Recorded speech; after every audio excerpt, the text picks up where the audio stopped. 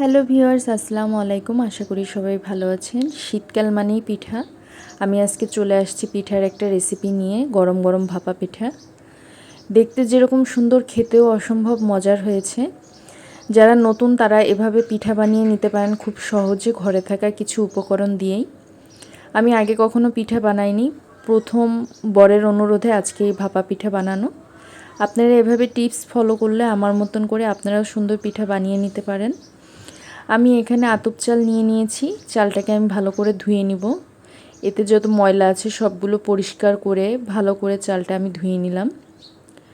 চালটা আমার ভালোভাবে ধোয়া হয়ে গেলে পানিটা আমি ছেঁকে নিলাম। পানিটা ছাঁকা হয়ে গেলে আমি এটাকে 30 মিনিটের জন্য ভিজিয়ে রাখবো একটা পাত্রে।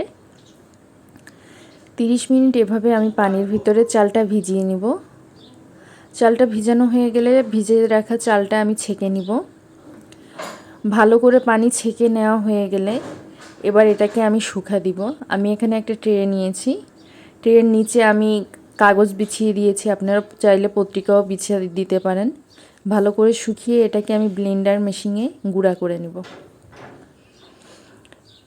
ব্লেন্ডার মেশিনে আমি এটাকে গুঁড়ি করে নিচ্ছি। গুঁড়ি হয়ে গেলে একটা ছাঁকনি দিয়ে এভাবে ছেঁকে নিব চালগুলো আমি ভালো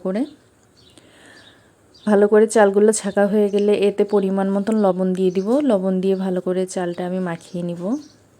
তারপর এটাকে অল্প অল্প পানি দিয়ে একটা ভাপা পিঠার ডোর মতন তৈরি করে নিব।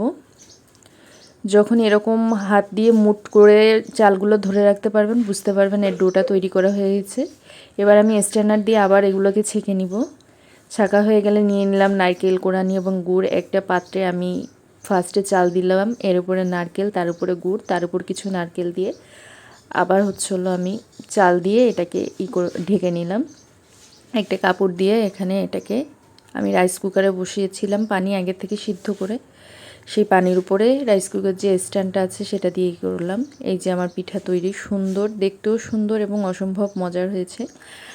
আমি প্রথম বানিয়েছি, এখানে আমি একটা ভুল করেছি, সেটা আমি নেটের ব্যাগ দিয়েছি, এজন্য পিঠাগুলো লেগে যাচ্ছে। আপনারা চাইলে পাতলা সুতির কাপড় এখানে ইউজ করতে পারেন। আমার পিন্টুও পিঠা খাওয়ার জন্য পাগল হয়ে গেছে, সে অস্থির হয়ে যাচ্ছে, সে আমাকে বসতেই দিচ্ছে না পিঠা খাওয়ার জন্য। খেতে অসম্ভব মজার হয়েছে। আপনারা এভাবে বাড়িতে একবার ট্রাই করে দেখতে পারেন। ভিডিওটি ভালো লাগলে চ্যানেলটি সবাই সাবস্ক্রাইব করুন, বেশি বেশি করে লাইক, কমেন্ট, শেয়ার করবেন।